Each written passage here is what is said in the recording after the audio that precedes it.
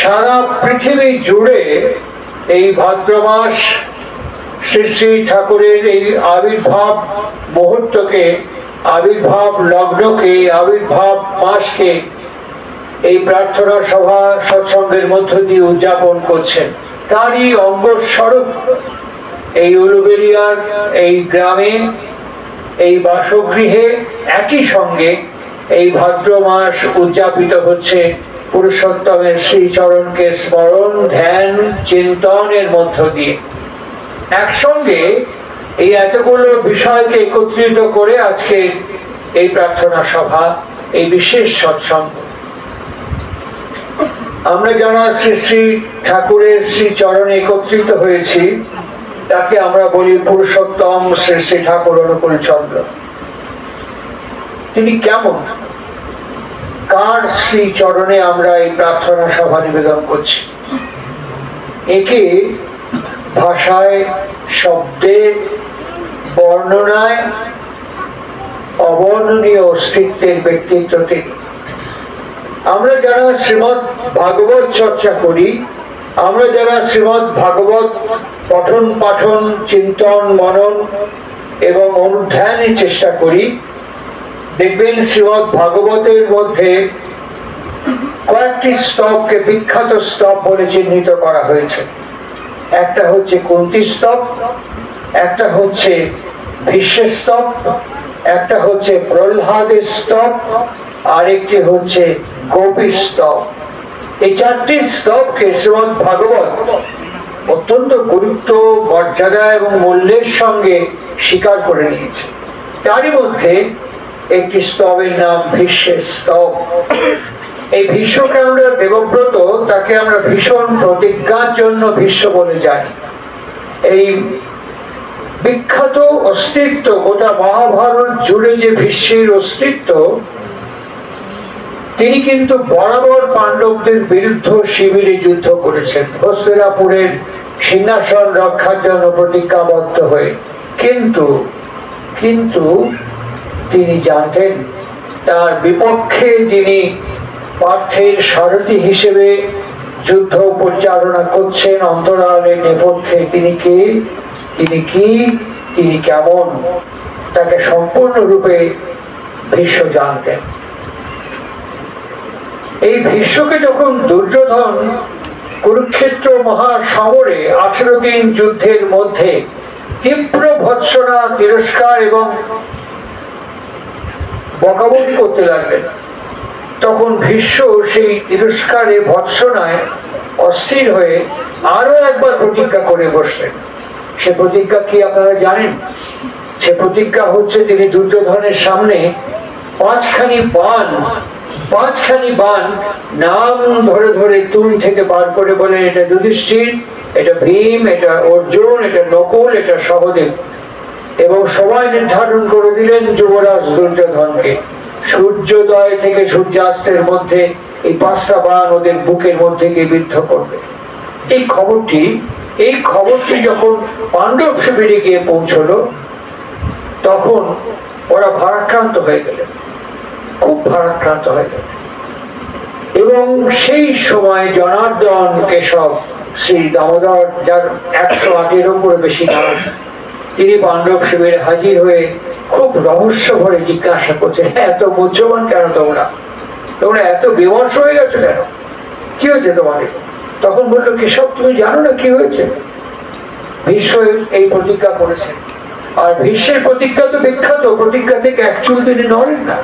এর উপায় কি, এর ব্যবস্থা কি? যখন এই প্রসঙ্গটি শ্রীকৃষ্ণের কাছে উত্থাপিত হলো, তখন হঠাৎ অর্জুন তার সখা হিসেবে একটা আবদার করে বসলেন, একটা অদ্ভুত আবদার। তিনি বললেন যে তুই তো বিশ্বরূপ আমাকে দর্শন করিয়েছো, 11 অধ্যায় শ্রীমদ ভগবত গীতা আমরা জানি, তুমি তো আমাকে বিশ্বরূপ দেখিয়েছো, তুমি যে ইচ্ছে করলে সব তোমার হাতে, তুমি যে ইচ্ছে করলে 5টা বার নিষ্ক্রিয় করে দিতে পারো। সেদিন অর্জুনকে অবাক করে দিয়ে পুরুষোত্তম শ্রীকৃষ্ণ দুদিকে মাথা নেড়ে বলেছিলেন, না আমি পারি না। পারো না? বলে না আমি পারি না। কেন পারো না? ঠিক যে কথাটি আজকে সত্যানুসরণে পাঠ করা হলো শিষ্য অধ্যায়, এই বইয়ের মধ্যেই সত্যানুসরণ গ্রন্থের মধ্যেই বর্তমান পুরুষোত্তম শ্রী শ্রী ঠাকুর অনুকূল চন্দ্র আরো একবার অন্য ভাষায় উচ্চারণ করে বলছেন, করাই পাওয়ার জননী। ঠিক একই শব্দ শ্রীকৃষ্ণ উচ্চারণ করে বলেছিলেন ভীষ্ম তার তপস্যা সাধনা করার মধ্য দিয়ে ওই বিদ্যাকে অর্জন করেছেন। ঈশ্বরের ক্ষমতা নেই তাকে নাকচ করে, বাতিল করে, প্রতিহত করে, প্রতিরোধ করে, এই ক্ষমতা ঈশ্বরের। ঈশ্বরই দান করেছেন তাকে তপস্যার ভেতর দিয়ে, সাধনার ভেতর দিয়ে এটা অর্জন করেছে ভীষ্ম। একে নাকচ করার ক্ষমতা ঈশ্বরের নেই। তখন তিনি কি করলেন? শরণাগত। এই জন্য শ্রীমদ্ ভাগবত প্রথম আমাদের কাছে উচ্চারণ করেছেন শ্রবণ মঙ্গলম, অনুকূল কথা রুচি। জিজ্ঞেস করছেন মহর্ষি ব্যাসকে, এটা করলে কি হবে? শুনতে থাকো, শুনতে থাকো। দীর্ঘদিন আমরা ঈশ্বরের কথা শুনি, দীর্ঘদিন একান দিয়ে শুনে একান দিয়ে বার করে দিয়েছি। তাই ভাগবত আমাদের বারবার বলছেন শ্রবণ মঙ্গলম। অনেক মনীষী বৃন্দ বলেন যে যেখানে শ্রীমদ্ ভগবত গীতা শেষ, সেখান থেকে শ্রীমদ্ ভাগবত শুরু হয়েছে। ভাগবত আমাদের আশ্বস্ত করেছে, শ্রীমদ্ ভাগবত আমাদের বড় ভয় দিয়েছে, শ্রীমদ্ ভাগবত আমাদেরকে সর্বপ্রকারে নিশ্চিন্ত করেছে। কি? শ্রবণ মঙ্গলম। তোমার ইচ্ছে করে না, না করুক, তুমি শুনতে থাকো। তোমার ভালো লাগে না, না লাগুক, তুমি শুনতে থাকো। কি শুনবো? অনুকূল কথা রুচি। জানবেন শ্রীমদ্ ভাগবতে শ্রীকৃষ্ণের একটি নাম হচ্ছে অনুকূল, আর সেই অনুকূল নাম নিয়েই তিনি বলছেন অনুকূল কথা রুচি, বাসুদেব কথা রুচি। তুমি শুনতে থাকো ঈশ্বরের কথা। শুনতে শুনতে কি হবে? তোমার রুচি জ্ঞান আসবে, রুচি বোধ আসবে, তোমার ভেতরে রুচি হবে তার কথা শোনার। এই রুচি বোধ হলে কি করবে? সঙ্গে সঙ্গে ভাগবত আমাদেরকে নির্দেশ দিচ্ছেন এবার মহাপুরুষ সংশ্রয়াহ, মহাপুরুষ সংশ্রয়াহ। তুমি যখনই রুচি আসবে তোমার, তুমি মহাপুরুষের সংশ্রয় যাও, তোমার জীবনে কোনো মহাপুরুষকে আশ্রয় করো। বেশ, আশ্রয় করলাম, তারপর কি হবে? তারপরে মহর্ষি ব্যাস বলছে মহাপুরুষ অভ্যার্চা। শুধু আশ্রয় করলেই হবে না। ভীষ্ম শুধু পরশুরামের কাছে আশ্রয় গ্রহণ করেননি, তার নির্দেশাবলী পালন করেছে। তাই আজকে শিষ্য অধ্যায় কি পাঠ করা হয়েছে। চাকর বাকর দিয়ে গুরু সেবা ঈশ্বরের বরদাস্ত করেন না, ভীষ্ম করেননি। তিনি গুরু পরশুরামকে বাস্তব দু হাত, দু পা, দু কান, দু চোখ, সমস্ত জীবন দিয়ে পরশুরামের পরিচর্যা করেছেন। যাকে অবতার বলা হয় পরশুরামকে, সেই অবতার পরশুরামকে তিনি শিবের অংশ বলে তাকে পরিচর্যা করেছেন। ঠিক সেইভাবে মহাপুরুষ অভ্যার্চ। ঠিক এই দুটি শব্দ যে বললাম, বর্তমান পুরুষোত্তম শ্রী শ্রী ঠাকুর অনুকূল চন্দ্র তিনি দুটো শব্দই বলেছেন। সদ্গুরুর আশ্রয় গ্রহণ করো, সদ্গুরুর দীক্ষা গ্রহণ করো, সৎসঙ্গের আশ্রয় গ্রহণ করো, সৎ নাম মনন করো। একই কথা বলেছেন, একটু অন্য ভাষায়, একটু অন্য রকমে বলেছেন। সদ্গুরু শরণাপন্ন হও, সৎ নাম মনন করো, আর সৎসঙ্গের আশ্রয় নিয়ে তেমনি করেই চলতে থাকো। সৎসঙ্গ মানে সংগঠন নয়, সৎসঙ্গ মানে অর্গানাইজেশন নয়, সৎসঙ্গ মানে অস্তিত্বকে বর্ধন করে এবং গুরুর প্রতি আমাকে আসক্ত এবং অনুরক্ত করে, রঞ্জিত করে তোলে, তাকে তিনি সৎসঙ্গ করেছে। সংগঠনকে সঙ্গকে বলেননি, যা আমাকে গুরুর প্রতি আসক্ত করে, রঞ্জিত করে এবং আমাকে তদনুযায়ী চলতে সাহায্য করে, সেই সৎসঙ্গ। সতের প্রতি, গুরুর প্রতি আসক্ত অনুরক্ত হতে বলছে। তার সাথে তিনি যোগ করলেন যজন করো। এই যে মহাপুরুষ অভ্যর্চ, এই একটা শব্দের মধ্যে শ্রী শ্রী ঠাকুর অনুকূল চন্দ্র বর্তমান পুরুষোত্তম তিনি এতগুলো শব্দকে যোগ করে দিয়ে বললেন এই নাম হচ্ছে অভ্যর্চনা করা। এবার এই দুর্যোগ থেকে মুক্তি কি করে হবে? সদ্গুরু শরণাপন্ন হলে তিনি আমাদের কি করেন? বুদ্ধি প্রদান, দদামি বুদ্ধি যোগান, যোগশ্চিত্ত বৃত্তি নিরোধ মহর্ষি পতঞ্জল আমাদেরকে বলছেন অথ যোগানুশাসনা, তুমি যে মুহূর্তে যোগযুক্ত হবে সেই যোগ অনুযায়ী তোমাকে তিনি বুদ্ধি প্রদান করবে। আমরা সবাই কিন্তু এখানে যারা বসে আছি যোগযুক্ত, দেখুন আমরা কোনো না কোনো ভাবে কোনো না কোনো রকমে আমার মন একটা না একটা জায়গায় চিন্তা করছে, কোনো না কোনো ভাবে কোনো না কোনো সময় আমার মন এখানে বসে আছে কিন্তু অন্য একটা কিছু চিন্তা করছি, অথবা এখানে বসে থেকে এটাই চিন্তা করছি। মন যোগ ছাড়া থাকতে পারে না। আমার মন এবং আমরা প্রত্যেকেই কোনো না কোনো ভাবে যোগযুক্ত। যার সঙ্গে যোগযুক্ত হয়ে আছি এই যোগ আমাদেরকে নির্বাণ বা মুক্তির মার্গকে উন্মোচন করতে পারে না। তাই মহর্ষি পতঞ্জলি বলেছিলেন তার অনেকগুলো সিঁড়ি অতিক্রম করে তুমি এই যোগের ফল লাভ করতে পারো। ঠিক তেমন ভাবেই একই রকমে পুরুষোত্তম শ্রীকৃষ্ণের সাথে পাণ্ডবরা যোগযুক্ত ছিলেন সদ্ব্রত প্রকারে, নিজ হাতে গুরু সেবা করেছেন বলে এই যোগের ফল এই মার্গ উন্মোচিত হয়েছিল। কেমন সে মার্গ উন্মোচন, কেমন সে মার্গ উন্মোচন। কুরুক্ষেত্র যুদ্ধ আরম্ভ হওয়ার আগে করাটা তো একদিনে হয় না, জন্মান্তরের করাটা তো এক লহমায় হয় না, করতে করতে আসা। এবং প্রত্যেকটি জিনিসকে তিনি মর্যাদা, মূল্য এবং প্রত্যার্পণ করেন আমাদেরকে। এইমাত্র পুণ্যপুঁথিতে পাঠ করা হলো ভালো কর্মের ভালো ফল, মন্দ কর্মের মন্দ ফল।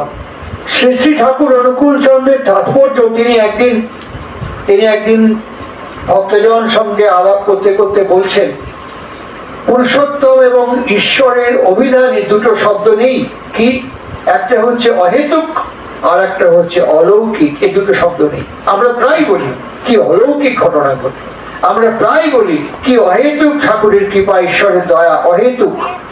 আর ঠাকুর অনুকূল চন্দ্র যিনি দুটো শব্দই তার অভিধানের মধ্যে নেই, অহেতুক এবং অলৌকিক। ভক্তজন প্রশ্ন করলেন নেই মানে, অনেকেই তো অহেতুক দয়া পেয়েছে তার, বলে না। তিনি একটি উদাহরণ দিয়ে বলছেন, ধরো তুমি পায়খানা করছো, একটা পিঁপড়ে জলের মধ্যে হাবুডুবু খাচ্ছে, কি কোনো একটা পোকা জলের মধ্যে হাবুডুবু খাচ্ছে, কেউ নেই তুমি ছাড়া। তুমি ওটা দেখার পর হয় আঙুল দিয়ে, পায়ের আঙুল দিয়ে, অথবা কোনো ডাল বা পাতা দিয়ে ওই জল থেকে পোকাটাকে তুলে ডাঙায় তুলে দিলে, কেউ দেখতে পেল না, তুমি ছাড়া কেউ দেখতে পেল না। কিন্তু দুজন দেখলো, একটা হচ্ছে প্রকৃতি, আরেকটি হচ্ছে ঈশ্বর।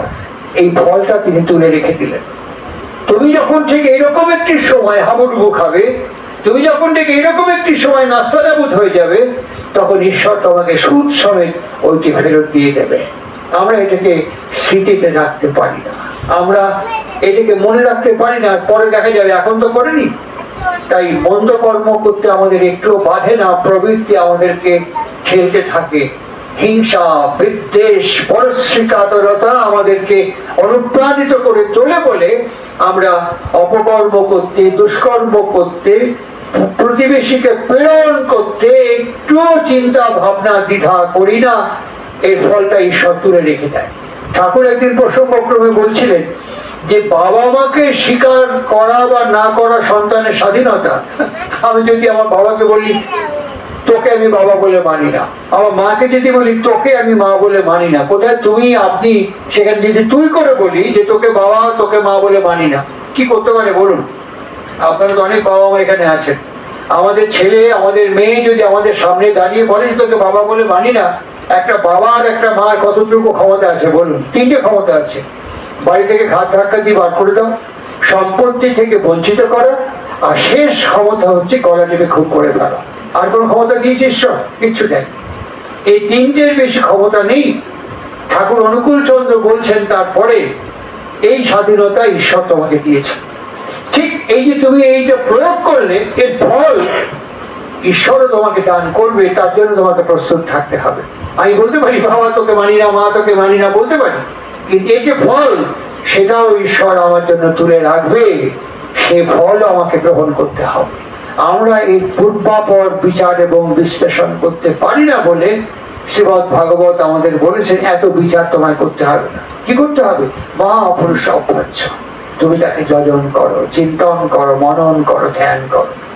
এই ধ্যান পর্বটি নিখুঁত ছিল বলে মহাভারতের একটি ছোট্ট অধ্যায়ের মধ্যে আমরা খুব অল্প সময়ের জন্য একটু ফিরে যাব। কুরুক্ষেত্র যুদ্ধের আগে যে বনে পাণ্ডবরা বাস করছিলেন, সেখানে কৌরব পক্ষ তাদের অন্তঃপুরবাসিনী মহিলাদের, নারীদের নিয়ে বনভোজনে বেরিয়েছিল উৎসব করতে। সেইখানে সেই বনের অধিপতি যক্ষরা তাদের আক্রমণ করে দুর্যোধনকে এবং বন্দী করে ফেলে। এই খবরটি যুধিষ্ঠিরের কাছে গিয়ে পৌঁছায়। যুধিষ্ঠির তখন তার ভাইদের বলেন, আমাদেরই পরিবারের মানুষ, আমাদেরই সংসারে, আমাদেরই পরিবারের ভাই, এদিকে রক্ষা করো, উদ্ধার করো। এবং তখন ওদেরকে রক্ষা করে। এই রক্ষা করার পর দুর্যোধন ক্ষত্রিয়, বর্ণাশ্রম ভারতবর্ষে চিরকাল ছিল। তাই ঠাকুর বলেছেন, যারা ক্ষতর থেকে ত্রাণ করতে পারে তারাই প্রকৃত ক্ষত্রিয়। কিন্তু বৈবাহিক ত্রুটি, বিচ্যুতি, বর্ণাশ্রম লঙ্ঘন করার পর, বর্ণাশ্রমকে ভেঙে ফেলার পর এবং বৈবাহিক বিচ্যুতির পর আমাদের ব্রাহ্মণত্ব, ক্ষত্রিয়ত্ব, বৈশ্যত্ব, শূদ্রত্ব সব আমরা হারিয়ে ফেলেছি, সব নষ্ট করে ফেলেছি। আমরা একে অপমান এবং হীনমন্য মনে করি। আমি শূদ্র, আমি ক্ষত্রিয়, আমি বৈশ্য, আমি ব্রাহ্মণ, বিপ্র, এটা বলতে আমি অসম্মান বোধ করি বলে একাকার করে ফেলেছি। কিন্তু আশ্চর্য, ভেবে দেখবেন, আমাদের যখন শরীরে রক্ত দেওয়া হবে তখন কিন্তু একাকার করে ফেলা হয়নি। আপনার আমার সবার লাল রক্ত, রক্ত বলেই রক্ত দিয়ে দাও, এটি কিন্তু চিকিৎসকরা স্বীকার করেন। যে কোনো রক্ত, বাবার রক্ত ছেলের কাছে নাও যেতে পারে, মার রক্ত মেয়ের কাছে নাও যেতে পারে, সেখানে আমরা রক্তের বিভাজন করেছি।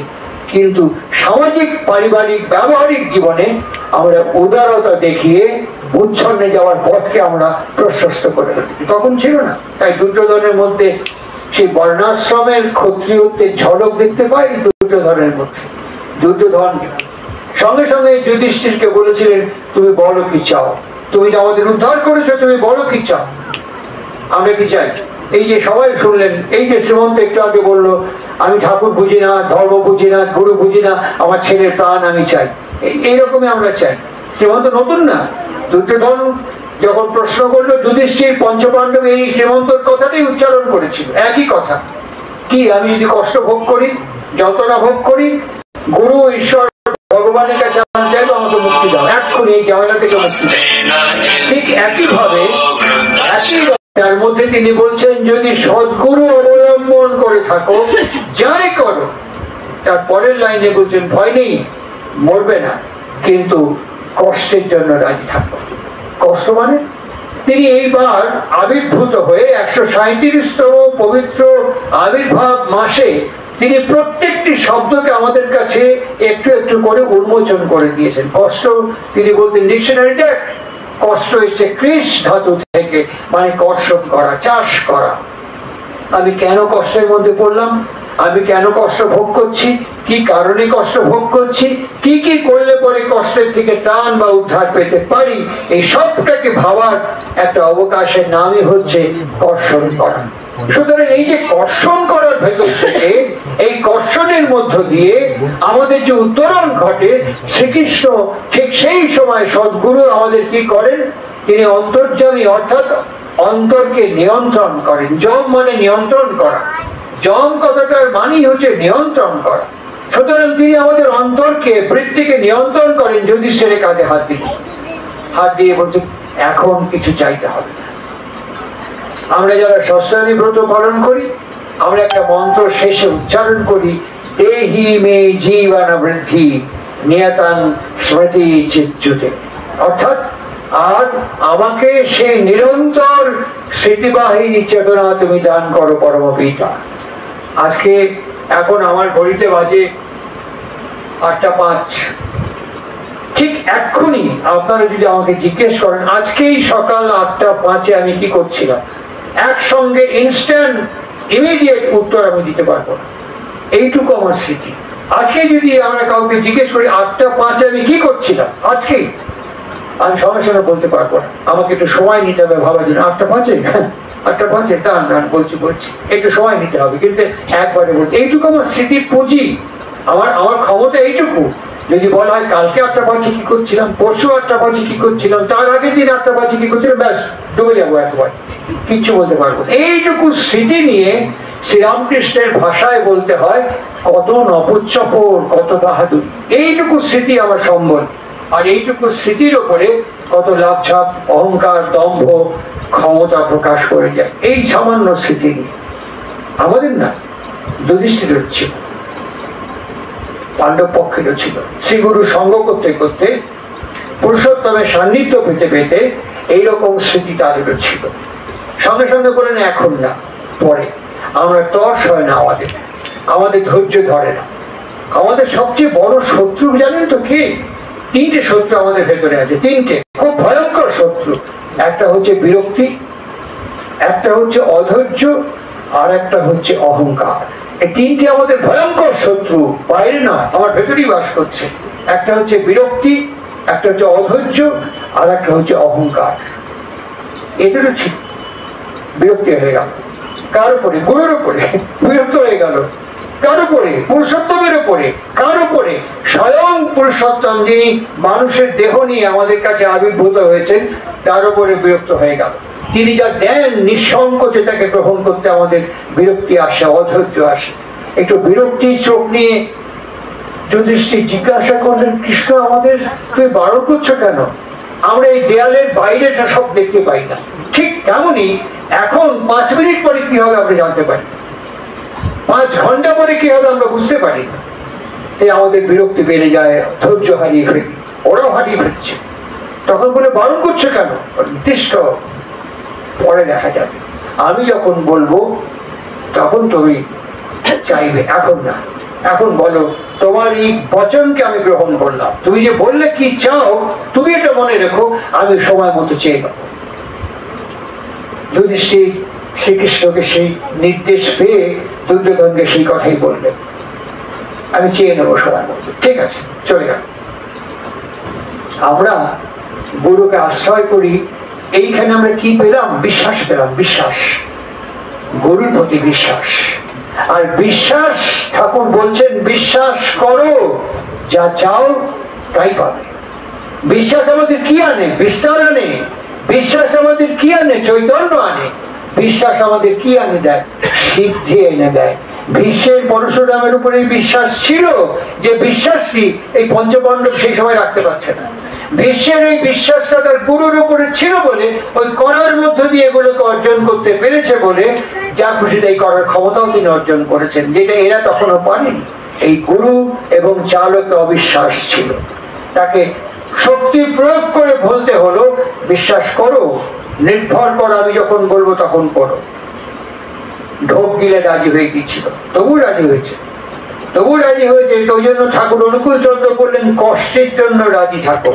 এই কষ্টটি আমরা ঢোক গিলে রাজি হই বলে এই কষ্ট ভোগ করতে হয়।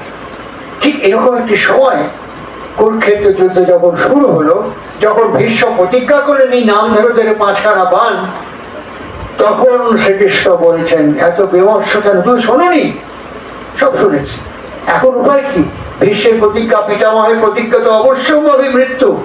তখন শ্রীকৃষ্ণ স্মৃতিকে ফিরিয়ে দিচ্ছে। মনে করো সেই বনে দুর্যোধন কি বলেছিল, ধৃতরাষ্ট্র রাজ চক্রবর্তী, হস্তিনাপুরের ভারতের সম্রাট, তার প্রতিনিধিত্ব করছেন যুদ্ধক্ষেত্রে সেনাপতিতে কি পাঞ্জা দেখিয়ে, রাজ আজ্ঞার পাঞ্জা। দুর্যোধনের কাছে এই পাঞ্জাটি আছে। আর ভীষ্ম, দুর্যোধন ধৃতরাষ্ট্রের কাছে প্রতিজ্ঞাবদ্ধ নয়, তিনি প্রতিজ্ঞাবদ্ধ রাজ আজ্ঞার কাছে, হস্তিনাপুর সিংহাসনের কাছে প্রতিজ্ঞাবদ্ধ। তুই আমার সঙ্গে চলো অর্জুন, গিয়ে দুর্যোধনকে বলো, মনে পড়ে স্মৃতিটা ফিরিয়ে দাও, দিয়ে বলো আমাকে কিছুক্ষণের জন্য রাজ পাঞ্জাটা দাও। দিয়ে দিল, দুর্যোধন সঙ্গে সঙ্গে দিয়ে দিল। এবার কি করব? এবার ভীষ্মের কাছে যাও, গিয়ে রাজ পাঞ্জাটা দেখাও, দেখিয়ে বলো 5খানা বাণ আমাকে দিয়ে দাও, এই রাজ পাঞ্জাটা দেখাও। এই ভীষ্মের কাছে গিয়ে অর্জুন এই পাঞ্জাটিকে 5খানা বাণ নিচ্ছে, তখন ভীষ্মের স্তব শ্রীমদ ভাগবত অত্যন্ত শ্রদ্ধা এবং মর্যাদার সঙ্গে স্বীকার করে ভীষ্ম উচ্চারণ করছেন, অর্জুন তৃতীয় পাণ্ডব, এ তোমার বুদ্ধি নয়, এ তোমার বুদ্ধি নয়, নিঃসন্দেহে তোমার অন্তরালে কেশব দাঁড়িয়ে আছে। এ কেশব, একবার তুমি আমাকে দর্শন দাও। তখন শ্রীকৃষ্ণ সামনে আসলো, প্রণিপাতন পরিপ্রশ্ন সেবায়া। শ্রীমদ ভগবত গীতার মধ্যে বলছেন তিনি সবাইকে দর্শন দেন না। কেন? যার আগ্রহ, অনুরক্তি, আসক্তি তীব্র হয়ে তাকে প্রার্থনা, চিন্তন, মনন, ধ্যান করেন, তখন তিনি তার সামনে আবির্ভূত হন। ভীষ্মের যোগ ছিল, পরশুরামের প্রতি সেই যোগ ছিল। ভীষ্মের যোগ ছিল, তার গুরু পরশুরাম এবং পূর্বাপর প্রত্যেকের প্রতি যোগ ছিল বলে এক লহমায় কনসেন্ট্রেট করে সুকেন্দ্রিকতার সাথে কৃষ্ণকে আহ্বান করতে পেরেছে। আবায়ামি, পূজায়ামি, নমস্কারমি। সঙ্গে সঙ্গে শ্রীকৃষ্ণ ওখানে আবির্ভূত হলেন, দাঁড়ালেন তার সামনে।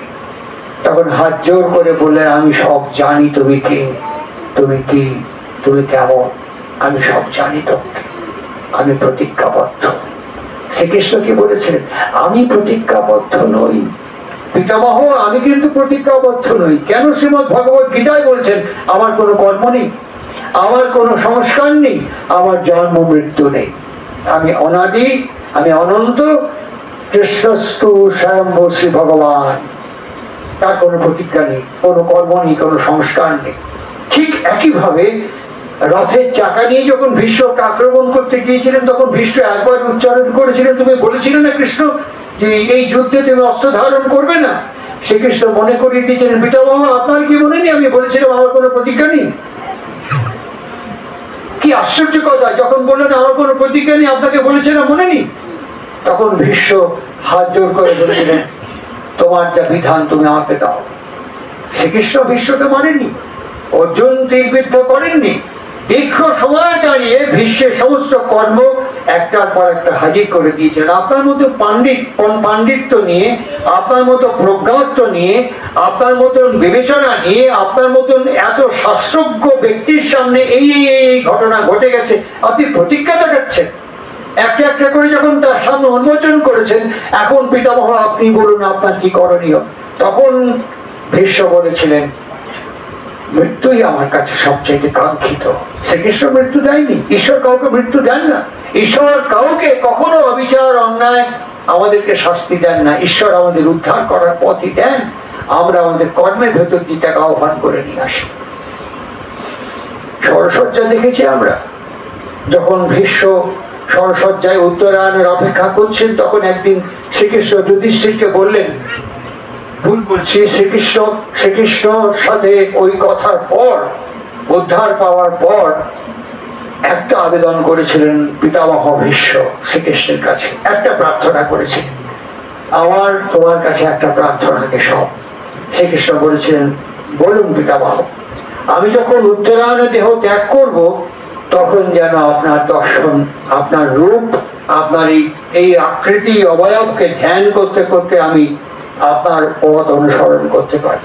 শ্রীকৃষ্ণ হাত দিয়ে বলেছিলেন, তথাস্তু। ঠিক উত্তরায়ণের প্রাক পর্বে যুধিষ্ঠির এবং অর্জুনকে বললেন, চলো পিতামহের কাছে যাই। পিতামহ ত্যাগ করতে করতে প্রাণ একটা প্রশ্ন করলেন, আচ্ছা কৃষ্ণ, আমি এই এত যন্ত্রণা সরসজ্জা কেন ভোগ করছি? কেন ভোগ করছি? এই দক্ষিণায়ন থেকে উত্তরায়ণের এতটা কাল আমি কেন এই তীব্র মৃত্যু যন্ত্রণা ভোগ করছি? তখন শ্রীকৃষ্ণ বললেন, আপনি মনে করুন বেশ কয়েকটা জন্ম আগে। ঠাকুর অনুকূল চন্দ্র বললেন, দেহি মে জীবন বৃদ্ধি নিয়তাঙ্গ স্মৃতি চিত্রতে। আপনি একটি পতঙ্গকে একটা চড়ে ফেলে দিয়েছিলেন একটা কাঁটার ঝোপের মধ্যে, সেখানে গিয়ে ঠিক আপনারই মতন কাঁটার ঝোপের যন্ত্রণা সে ভোগ করেছিল।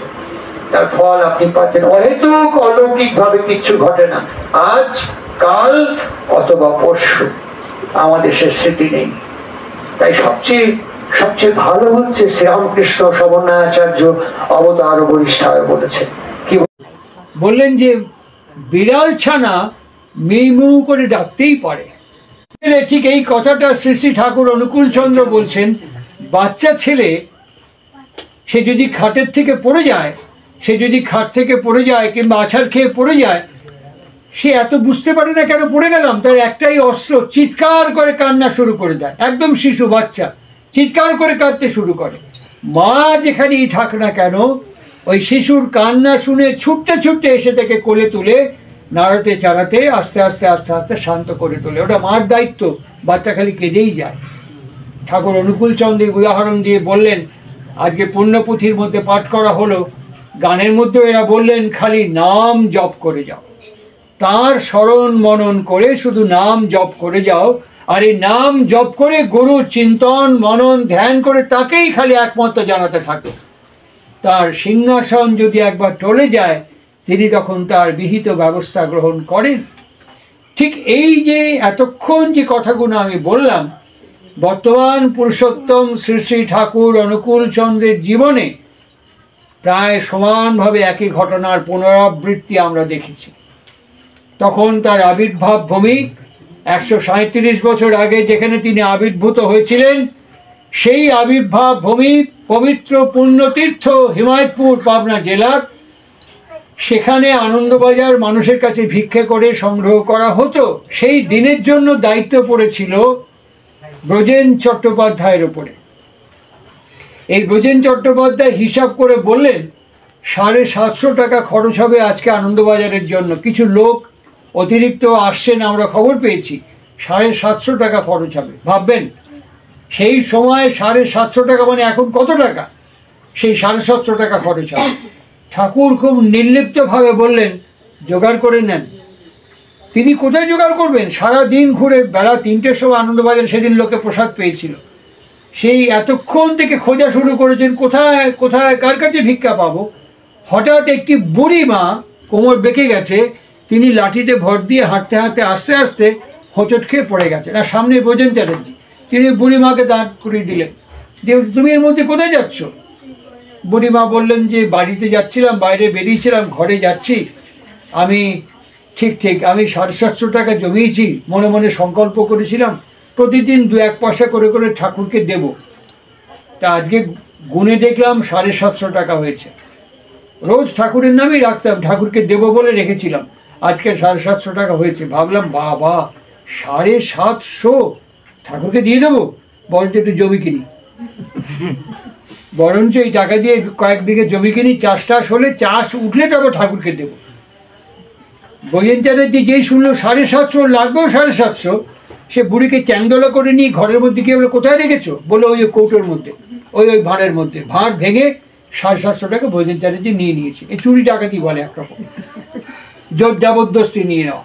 বুড়ি চিৎকার করে উঠলো, তখন বলে বেশ তোমাকে কোলে করেই ঠাকুরের কাছে নিয়ে যাচ্ছি। ঠাকুরের সামনে এসে দিয়ে বলছে ঠাকুর আমার 750 টাকাও নিয়ে নিয়েছে বোঝেন। তুমি নিয়ে নেবে কেন? তুই তো আমাকে দিয়েছিলি, তুই তো আমার জন্যই 1 পয়সা 2 পয়সা করে রেখে জমিয়েছিস, সেটা আমারই টাকা, আমি সময় মতো নিয়ে নিলাম। ও আবার নেবে কি? ও তো আমার লোক, ও সময় মতো নিয়ে নিল। তখন বুড়ির মনে পড়লো, সেই সময় বুড়ির মনে পড়লো যে 750 টাকা তো আমি ঠাকুরকেই দিয়েছিলাম, প্রত্যেক দিন ঠাকুরের নামে স্মরণ করে রেখেছিলাম। ঠিক সময় মতো তিনি এই 750 টাকা তার ভক্তকে পাঠিয়ে দিয়ে তার কাছ থেকে নিয়ে নিলেন। তাহলে এই যে কখন সে যে আসবে দ্বারে কেউ তা জানে না। দুয়ার খুলে রাখার জন্য যে প্রার্থনা আমরা রাখতে পারি। আরেকটি কথা বলছি, ঠাকুরের একজন অন্যতম বিশিষ্ট ভক্ত, তার সাথে আমি দীর্ঘদিন কাটিয়েছি। আমাদের দেওঘর ফিলান্থ্রপি অফিসে তিনি কাজ করতেন, তার নাম প্রকাশ বসু। তার অনেকগুলো ছেলের মধ্যে একটি ছেলে, তার নাম পল্টু। মানুষ যে মারা যায়, মানুষ মারা যাবার পরই সব শেষ হয়ে যায় না। এখন আমরা, আগে তো সঙ্গে সঙ্গে ডেথ সার্টিফিকেট দেওয়া হতো, এখন 4 ঘন্টা অপেক্ষা করা হয়। ঠাকুর কি বলছেন জানেন? ঠাকুর বলছেন মিনিমাম 10 ঘন্টা থেকে 12 ঘন্টা, 10 ঘন্টা মিনিমাম অপেক্ষা করা উচিত। কেননা 10 ঘন্টা পর্যন্ত সেল অ্যাক্টিভ থাকে, 10 ঘন্টা পর্যন্ত সেল অ্যাক্টিভ থাকে। সেই পল্টু যখন চলে গেল, চলে যাওয়ার পর পল্টুর মা শোকে, দুঃখে, যন্ত্রণায় বাথরুমের মধ্যে গিয়ে সুইসাইড করবার ঠিক করেছে। সন্তান শোক, পুত্র শোকে সুইসাইড করবে ঠিক করেছে বাথরুমের মধ্যে। হঠাৎ ঠাকুর সবাইকে বলছেন এই প্রকাশদার বাড়িতে যা, প্রকাশদার বউ বাথরুমে ঢুকেছে আত্মহত্যা করার জন্য, দরজা ভেঙে বার করে নিয়ে আসা হলো। তখন পল্টুর মাকে, প্রকাশদার বউকে জিজ্ঞেস করা হচ্ছে যে আপনি এটা করতে গেছিলেন কেন? বলে পল্টুর শোকে। ঠাকুর তখন বললেন পল্টুই তো আমার করলো এসে, ঠাকুর আমার মা বাথরুমে ঢুকে আত্মহত্যা করতে যাচ্ছে, আমার মা বাঁচান। এই কথাটা বিশ্বাস করে প্রকাশদার বউ, পল্টুর মা। বলছে আমার ছেলে আপনাকে বললো? বলে হ্যাঁ। তুই তো চাচ্ছিলি যে তোর ছেলে সারা জীবন আমার সান্নিধ্যে থাক, আমার সেবা যত্ন করুক। বলে হ্যাঁ, আমি তো এখনো তাই চাই, আপনার চরণে আশ্রয় নিই। কথা বলবি না, ছবি না, খালি একবার দেখবি ওই এক পল্টু মতো আমার সাথে। যখনই বললেন তখন দেখছে পল্টু একটা ছায়ার মতো শরীরে ঠাকুরের গড়গড়ার মধ্যে, কলকের মধ্যে তামাক পরে এরকম হাত দিয়ে নিয়ে গড়গড়ার মধ্যে বসিয়ে দিচ্ছে। প্রকাশ দাস শ্রী অতি দেখার পর ঠাকুরকে প্রণাম করে নিশ্চিন্ত হয়ে গেছিলেন। ঠাকুর এই আশ্বস্ত করেছেন, যারা একবার সদ্গুরুর প্রদত্ত এই বীজ নাম পান, তাদের মৃত্যুর পরেও যে শরীর, মৃত্যুর পরেও সেই শরীরে তার অবস্থান করেন, তার অভীষ্ট প্রাপ্ত লক্ষ্যে সে অবস্থান করে। এটা ঠাকুর বলেছেন বলে বিশ্বাস করতে হবে তার কোনো মানে নেই। এখনকার যারা বিজ্ঞানী, তার মধ্যে আমি কয়েকজনের নাম বলছি, doctor Kenneth Ring, doctor Michael Sabom, sir Raymond Moody, কয়েকজনের নাম আমি বললাম, আরো বিস্তর ফর্দ দিতে পারি। এরা সবাই এখন একটার পর একটা বই প্রকাশ করছে, যারা পৃথিবী জুড়ে বেস্ট সেলার। একটা লাইফ আফটার লাইফ, একটা life after investigation under medical, life after death under medical investigation, এরকম একের পর এক বই তারা প্রকাশ করছেন। সারা বিশ্ব জুড়ে ভূমিকম্পের মতো কাঁপিয়ে দিচ্ছে তাদের প্রকাশিত তথ্য। মৃত্যুর পরেও মানুষের অস্তিত্ব থাকে। আমরা সেই অস্তিত্বকে বিশ্বাস করে ঠাকুরকে জিজ্ঞেস করছেন যে আচ্ছা, যে মানুষটা শরীরে আমার কাছে নেই, যে মানুষটা আমার কাছে দেহতে নেই, আমরা 2 বছর 3 বছর 5 বছর 10 বছর পার হয়ে গেছে, আমরা তার জন্য স্মৃতি তর্পণ করছি, কোনো লাভ হয় এ কাজে? ঠাকুর সঙ্গে সঙ্গে বললেন, আচ্ছা আপনাদের এমন কোনো দিন কি কখনো আসে নাই কি? এই ধরুন সব ঠিক আছে, সব ঠিক আছে, কিন্তু মনে আনন্দ, উদ্যম, উৎসাহের অভাব, কথাই করতে ইচ্ছে করছে না, কোনো কাজই করতে ইচ্ছে করছে না, অথচ সব ঠিক আছে সংসারে। কেমন আছেন? আজকে বেরোবেন না? মনটা কি খারাপ? এরকম করছেন কেন? হয় এরকম করে? হ্যাঁ, মাঝে মাঝে হয়। কেন হয়? কখনো কখনো কথায় দেখেছেন না? আপনি সবচেয়ে ভালো কর্ম করেছেন তা না, আমি যে আমার জীবনে সব কাজ ভালো করেছি তা না, সবাই আমাকে খুব ভালোবাসে তাও নয়। যারা আমাকে দু চোখে দেখতে পারে না, যারা আমাকে একদম পছন্দ করে না, যারা আমার সর্বপ্রকারের ক্ষতি, অকল্যাণ এবং অমঙ্গল চায়, তারা একজোট হয়ে যখন প্রণয় মজুমদার মরেছে, খুব ভালো হয়েছে, ওই লোকটা একবার হাত জ্বালিয়ে দিয়েছিল, খুব ভালো হয়েছে প্রণয়দা মরে গেছে। যখন একসঙ্গে মিলে এরকম চর্চা করছে, তখন আমার সব ঠিক থাকা সত্ত্বেও এরকম করি। আর যখন আমার সবকিছু বিপরীত, সবকিছু উল্টো, যারা আমাকে খুব ভালোবাসে, যারা আমাকে খুব সম্মান, শ্রদ্ধা, ভক্তি, স্নেহ, মর্যাদা, আত্মীয়তার মতন আমাকে গ্রহণ করেছে, তারা যখন এরকম স্মৃতি তর্পণ করছে, তখন সব বিপরীত থাকা সত্ত্বেও ভেতরে উদ্যম। কিন্তু কোথায় আছে? এই তো সামনে, জোরে জোরে চিৎকার করে কথা বলছি, একদম কেমন আছেন সবার সাথে উচ্চ স্বরে কথা বলছি, আনন্দ, উদ্দীপনা, উদ্যম স্ফুরিত হয়ে উঠছে গোটা শরীর থেকে। যারা এয়ারোপ্লেনে গেছেন দেখবেন যে কখনো কখনো ভ্যাকুয়াম থাকে, এয়ার পকেট থাকে, এরকম করে ফ্লাইটটা নিচের দিকে নেমে যাচ্ছে, আবার নিচ থেকে এয়ার প্রেশার ফ্লাইটটাকে ঠিক জায়গায় পৌঁছে দেয়। বিজ্ঞান তাই বলে, নেচার অলওয়েজ অ্যাভয়েড ভ্যাকুয়াম, প্রকৃতি কিচ্ছু শূন্য রাখে না। তাই এই প্রার্থনা সভার মধ্য দিয়ে আমরা শ্রাদ্ধের চিঠিতে, আমন্ত্রণ পত্রে লিখি, তিনি সজ্ঞানে সাধনোচিত ধামে গমন করেছেন। সাধন মানে তিনি যা সম্পন্ন করতে পেরেছেন তারই কাঠামোতে, তিনি যতটুকু সম্পন্ন করতে পেরেছেন সেই ধামেই তিনি গমন করছেন। এই যে পুত্র, এই যে কন্যা, জামাতা, পৌত্র, এরা আছে, এরা কি জন্য? এই যে সহধর্মিনীর স্ত্রী কি জন্য, কি কারণে? একটা কথা বলেছিল যে পুত্রার্থে ক্রিয়তে ভার্যা, আমরা তার ব্যাখ্যা করি বংশবৃদ্ধি করার জন্য বিয়ে করতে হয়। ঠাকুর তো সমর্থন করেননি। পুত্রার্থে ক্রিয়তে ভার্যা অর্থাৎ আমার বংশকে বৃদ্ধি করার জন্য বিয়ে করতে হয় না, তা নয়। ভার্যা মানে যিনি আমাকে ভরণ পালন পোষণ পরিচর্যা করেন, তাকে ভার্যা বলা হয়। ভার্যা মানে বউ না, ভার্যা মানে আমাকে সর্বত প্রকারে যিনি ভরণ করেন, পালন করেন, পোষণ করেন। কিভাবে করবেন? কেমন করে করবেন? আমার 24 ঘন্টার মধ্যে নানান রকমের রূপ, সব রূপ ভালো নয়। কখনো রাগ করছি, বিরক্ত হচ্ছি, চোপা করছি, অপমান করছি, ভৎসনা করছি, তিরস্কার করছি, নানান রকমের রূপ। এর ভেতর থেকে আমার যে আমিটা, যাকে আমি বিবাহ করেছি, যে আমাকে বিবাহ করেছে, আমি যাকে উদ্বাহ করেছি, এই যে আমিটা, যে আমি তাকে সত্যি ভালোবাসি, আমি বিরক্ত, রাগ, তিরস্কার, ভৎসনা, চোপা করেছি কোনো কোনো ঘটনার পরিপ্রেক্ষিতে, কিন্তু আদতে আমার শত্রুরা আমাকে ভালোবাসি, এই মূল ভাবটি যিনি, যে সহধর্মিনী, যে অর্ধাঙ্গিনী, যে মনোবৃত্তানুসারিণী গ্রহণ করতে পেরেছে, পরিমাপন করতে পেরেছে এবং আমার জীবন থেকে এই ভাবটিকে পরিমাপন করে, স্বীকার করে গ্রহণ করেছেন, তিনি আমার যথার্থ ভার্যা। তিনি আমাকে ভরণ পালন পোষণ পরিচর্যা করছেন। কিভাবে? আমার দেহ চিরকাল থাকবে না, আমার দেহ চলে যাওয়ার পরও তিনি আমার কাছ থেকে যা পরিমাপন করেছেন, এটাকে বলা হয় জায়া। অর্থাৎ আমাকেই আমি নতুন করে জন্ম দিয়েছি আমার স্ত্রীর গর্ভে, আর সেইটি উক্ত হয়ে উঠে সন্তান বা পুত্র রূপে আছে। পুত্র মানে পালন পোষণ এবং পরিচর্যা। পুত্র মানে শুধু সন্তান না, পুত্র মানে পালন পোষণ এবং পরিচর্যা। যে আমি দেহ ত্যাগ করার পরেও একইভাবে, তাকিয়ে দেখুন এখানে সুদাম মণ্ডলের চপ্পল জোড়া রাখা আছে, তাকিয়ে দেখুন এখানে তার আসনের মধ্যে ব্যবহার করা ঘড়ি এবং মোবাইল রাখা আছে। ঠিক একইভাবে যারা এইভাবে আমার দেহ শরীর না থাকা সত্ত্বেও একই রকমভাবে আমাকে পরিচর্যা করে যাবে, তারাই আমার পুত্র। আর যে গর্ভে এরা জন্মগ্রহণ করেছে, সেই প্রকৃতপক্ষে আমার সহধর্মিনী, সেই প্রকৃতপক্ষে আমার ভার্যা, সেই প্রকৃতপক্ষে আমার স্ত্রী। আমাকে লতার মতন বেষ্টন করে অভিদীপ্তি নিয়ে আমার এই প্রজন্মকে রচনা করে দিয়েছেন। এখানে মৃত্যু থাকে না, এখানে আমি আমার সন্তান সন্ততি এবং স্ত্রীর মধ্যে জীবন্ত হয়ে থাকি।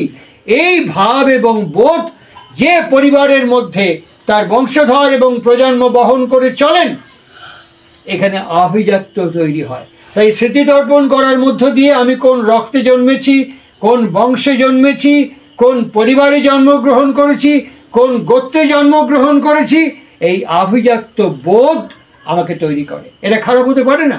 ঠাকুরকে প্রশ্ন করছেন, আচ্ছা বেশ ভালো কথা বললেন, আমার আভিজাত্য আছে, কিন্তু একটা খারাপ লোক, আজকেই শ্রীমন্তর বউকে বলছিলাম দুপুরবেলা, একটা খারাপ লোক যে আমার সব সময় ক্ষতি চায়, একটা মন্দ লোক যে আমার সব সময় অকল্যাণ চায়, যে আমার সব সময় বাধা বিপত্তির কারণ হয়ে দাঁড়ায়, যে সব সময় আমাকে ভালো চায় না, এরকম লোককে কি আপনি শ্রদ্ধা করতে বলেন, প্রণাম করতে বলেন? ঠাকুর বলে, আমি তো করি। আপনি করেন? বলে, হ্যাঁ। কেন করেন? করি এই কারণে, যে যে কারণে এরকম হয়েছে, এই কারণে শক্তি যেন আমাকে স্পর্শ করতে না পারে। আমাদের মন্ত্র কি সুন্দর! ওং ধর্মায় নম, ওং অধর্মায় নম, ওং ঐশ্বর্যায় নম, ওং অনৈশ্বর্যায় নম, ওং বৈরাগ্যায় নম, ওং অবৈরাগ্যায় নম। শাস্ত্র কি সুন্দর, ঠাকুরের উত্তর কি সুন্দর। তারপরে পুরুষোত্তমকে আশ্রয় করেছি, গুরুকে কেন্দ্র করে আশ্রয় করেছি। আমার সঙ্গে দুর্ব্যবহার, ক্ষতি, অকল্যাণ, অমঙ্গল করলেও আমরা তা কখনো স্বীকার করব না, আমরা তা কখনো করতে পারি না। আমরা কখনো আমাদেরকে দুর্বল মনে করতে পারে, কিন্তু আমরা তা কখনো করতে পারি না। কেন? ঠাকুর আমাদের সে শিক্ষা দেননি, ঠাকুর আমাদের এই পথে পরিচালনা করেননি। আর সেই ঘটনার ভেতর থেকে আজকে যখন স্মৃতি অর্পণ হচ্ছে, তখন সুদাম মালিক শরীরে দেহের মধ্যে থেকে যতটা জীবন্ত ছিলেন, আমার তো ব্যক্তিগতভাবে মনে হয় তার থেকেও অনেক বেশি ভরন্ত এবং জীবন্ত হয়ে তিনি বাস করছেন, অনেক অনেক বেশি। পুত্র পৌত্র সংসার তার প্রজন্মের মধ্যে অনেক বেশি জীবন্ত হয়ে বাস করছেন। ঠাকুর এবং সৎসঙ্গ অভিন্ন, সৎসঙ্গ এবং ঠাকুর এক এবং অদ্বিতীয়। তিনি আমাদেরকে যে শিক্ষা দিয়েছেন, আমরা যদি এই করাকে অবিকৃতভাবে চরিত্রের মধ্যে, আচরণের মধ্যে, জীবনের মধ্যে বহন করতে পারি, তাহলে আর কিছু হোক আর না হোক, এই করার ফল আমাকে অভিনন্দিত করতে বাধ্য। যেমন পুরুষোত্তম বলেছিলেন, ভীষ্মের এই করাই ভীষ্মকে অমর এবং জয়ী করে তুলবে। আমার ক্ষমতা নেই একে প্রতিরোধ করা। ঠিক আমার কাছেও যত গ্রহ বিপর্যয়, দুর্যোগ, দুর্বিপাক এসে থাকুক না কেন, তার ক্ষমতা নেই আমাকে অতিক্রম করার। একটুও ক্ষমতা নেই আমার চৌকাঠ ডিঙি আমার সর্বনাশ করার। হ্যাঁ, কষ্টের জন্য আমাকে রাজি থাকতে হবে, কেননা ভ্রান্তি এবং বিচ্যুতি আমাকে এই কাজের মধ্যে ব্যতিব্যস্ত করে তুলেছে, বৃত্তিকেও উন্মোচিত করেছে বলেই আমি সাময়িক বিভ্রান্ত হয়ে যেতে পারি, কিন্তু গুরু শক্তি, গুরু কৃপা আমাকে কখনো বিভ্রান্ত করতে পারবে না।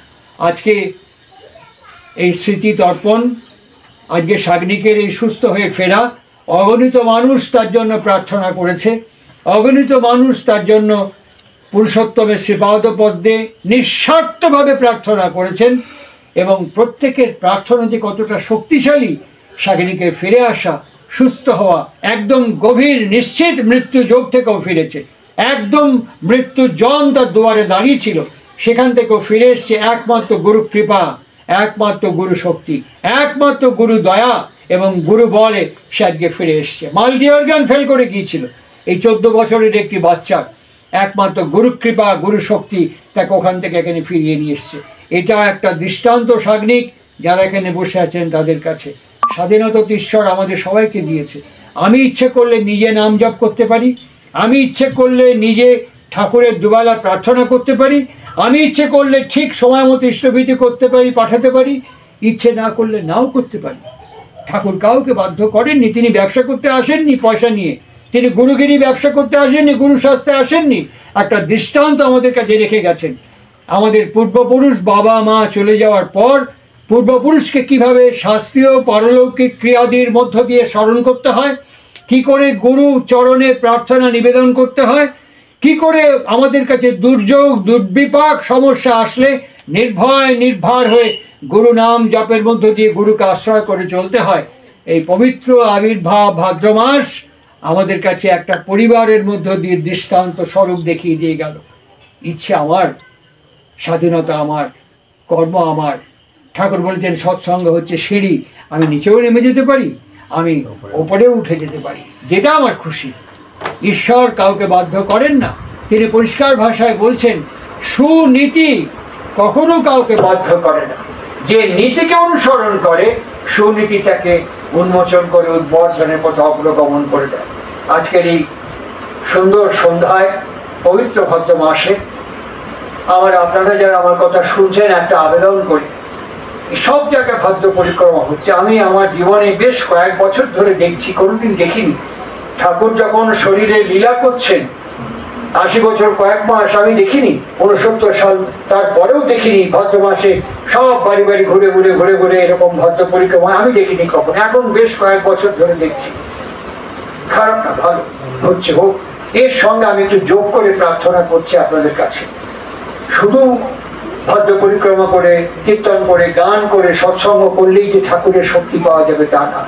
যার ভেতরে শক্তি পাওয়া যায়, ঠাকুর 3টে সময় আমাদেরকে নির্বাচন করেছেন। বইটার নাম দীনপঞ্জি, পূজনীয় ঋত্বিকাচার্য কৃষ্ণপ্রসন্ন ভট্টাচার্য মহাশয়ের লেখা।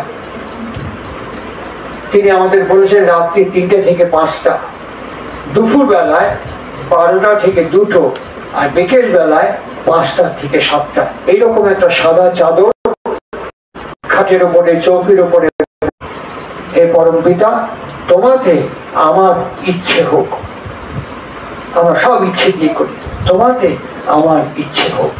তারপরে বলেছেন হে পরম পিতা তোমাতে আমার ভাব নিশ্চয় করে দাও। তারপরে বলেছেন হে পরম পিতা তোমাতে আমার বিশ্বাস একেবারে দৃঢ় স্থির নিশ্চয় করে দাও। ব্যাস, আর কিচ্ছু না।